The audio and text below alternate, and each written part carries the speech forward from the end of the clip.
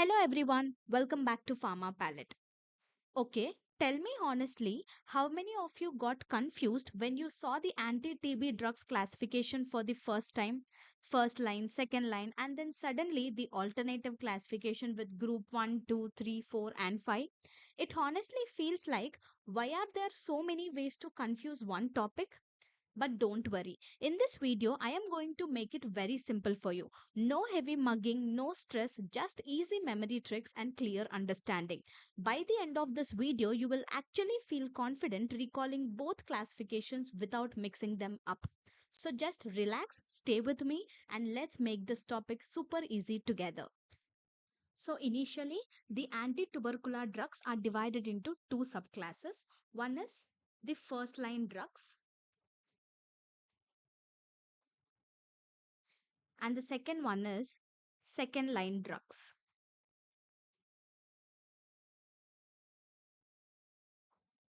Now, the second line drugs are further divided into three subclasses.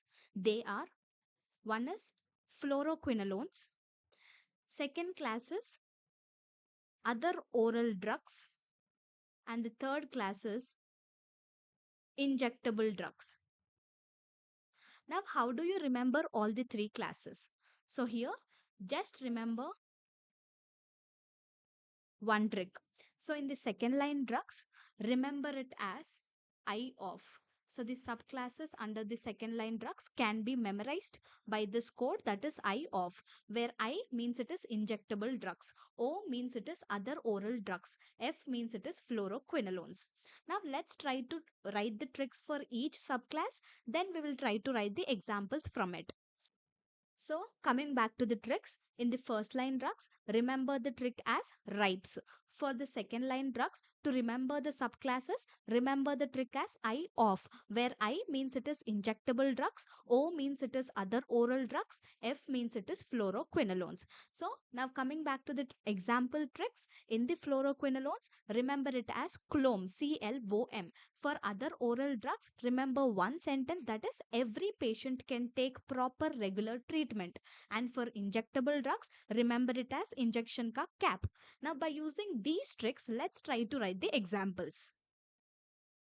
In the first line drugs, just remember the trick as RIPES, where R means it is rifampin, I means it is isoniazid, P means it is pyrazinamide, E means it is ethambutol, and S means it is streptomycin. Now coming back to the fluoroquinolones, so here remember the trick as CLOM, where C means it is the first example, that is ciprofloxacin. L means it is the second example, that is levofloxacin.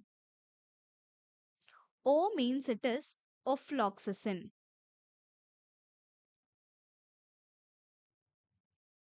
And M means it is moxifloxacin. From the previous classifications, you already know that fluoroquinolones will be having floxacin term in its examples. So similarly, here also there are only four examples. To remember those four examples, remember it as CLOM, where C means it is ciprofloxacin, L means it is levofloxacin, O means it is ofloxacin, and M means it is moxifloxacin. Now coming back to this injectable drugs, so you say I said that to remember injection ka cap. Injection means it is injectable drugs. So in this we have ka cap no, where K means it is the first example, that is kenamycin. Then A means it is the second example, that is amikacin. Cap means it is the third example, that is capreomycin. Now, you can simply remember that these will be having mycin at the end, or you can remember it as injection ka cap, where K means it is kenamycin, A means it is amikacin, cap means it is capreomycin. Now, coming back to this other oral drugs, so here every patient can take proper regular treatment is the trick, where E means it is the first example, that is ethionamide. P means it is the second example, that is prothionamide. C means it is the third example, that is cycloserine. T means it is the fourth example, that is terizidone. P means it is PAS, which is para-amino salicylic acid. R means it is rifabutin. And then T means it is thioacetazone. Thiacetazone is the last example. So this is about the anti-tubercular drugs. Now let me just repeat this entire classification for you once again. So the anti-tubercular drugs are initially divided into two different subclasses, that is, one is first line drugs and second line drugs, and the second line drugs is again divided into three subclasses. And to remember those subclasses, remember one trick, that is I off, where I means it is injectable drugs, O means it is other oral drugs, F means it is fluoroquinolones. So now let's try to write the tricks for each one. Now coming back to the tricks under each class, in the first line drugs, remember it as RIPES, where R means it is rifampin, I means it is isoniazid, P means it is pyrazinamide, E means it is ethambutol, and S means it is streptomycin. Now coming back to this fluoroquinolones, remember the trick as CLOM, where C means it is ciprofloxacin, L means it is levofloxacin, O means it is ofloxacin, and M means it is moxifloxacin. Coming back to this other oral drugs, remember one sentence, that is every patient can take proper regular treatment, where E means it is the first example, that is ethionamide, P means it is prothionamide, C means it is cycloserine, T means it is terizidone, P means it is PAS, which is para-amino salicylic acid, R means it is rifabutin, and T means it is thiacetazone. So coming back to this last class, that is injectable drugs, remember the trick as injection ka cap, where K means it is kenamycin, A means it is amikacin, cap means it is capreomycin. So either remember it as injection ka cap, or remember that these drugs will be ending with the term mycin. Now we have seen the normal classification. Now let us see the alternate classification for this. If you know the normal classification, the alternative classification becomes much easier to remember. So simply remember that the alternative classification will be having 5 different subgroups in it. And remember one simple code here, that is OIFOU.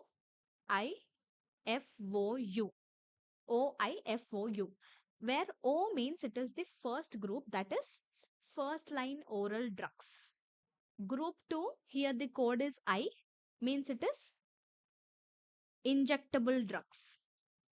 Third letter is F, which means the third group, that is fluoroquinolones. Then we have O, which means the fourth group, that is second line oral drugs. Then U is the last one, that is unclear efficacy drugs.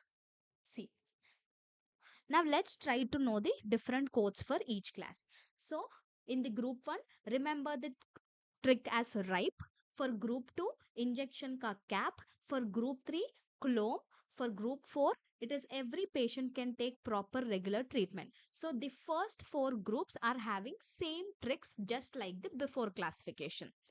And coming to this group 5, this is the only additional one here, that is unclear efficacy. Here just remember it as TLC. So if you see this complete classification, what extra you need to remember? Simple differences you need to remember here. Like if you open this alternative classification, first see that these are divided into 5 different groups. And remember this code, that is OIFOU. And then first come back to this fifth classification, that is unclear efficacy. Here remember only TLC, where T means it is thiacetazone, L means it is linezolid, C means it is clarithromycin or clofazimine. Done with the fifth class. Now come back to the first group. First group you already know. O means it is oral drugs, I means it is injectable drugs, F means it is fluoroquinolones, O means it is second line oral drugs, U means it is unclear efficacy. So in the group 1, the trick is ripe, just ripe. So R means it is rifampin, I means it is isoniazid, P means it is pyrazinamide, E means it is ethambutol. So in the normal classification, we have seen RIPES, but here that S has entered into the group 2. So that is streptomycin comes under group 2, that too in the injectable class. So along with this, you will be adding this injectables, injection ka cap, where K means it is kanamycin, A means it is amikacin, cap means it is capreomycin. One additional thing is streptomycin. Now coming back to this third group, here it is fluoroquinolones, same code, same examples. Clome, ciprofloxacin, levofloxacin, ofloxacin, moxifloxacin, done. Now coming back to this group 4, which is second line oral drugs. So here the same code is there. Every patient can take proper regular treatment. So here we will be writing E means it is ethionamide, P means prothionamide, C means cycloserine, T means terizidone, P means PAS, and R means rifabutin. Till here it is same. So here, because you have added the thiaacetazone to the fifth group, here there is no need to write it in the fourth group. That's it. That is the complete alternative classification. Just you need to identify simple differences. So you see, it's not really a difficult topic. It just needed the right way to look at it. Once you understand the pattern, your brain does not feel burdened anymore. It actually starts enjoying it. And that's the whole idea behind the pharma palette, to make the classification simple, visual, and a little less scary. Don't worry if you don't remember everything instantly. Just revise these tricks once and it will stick much better. If this video helped you even a little, do like the video, share it with your study partner, because studying becomes much easier when you learn together. And if you are new here, consider subscribing to Pharma Palette for more simple pharmacological tricks. See you all in the next video and thanks for watching.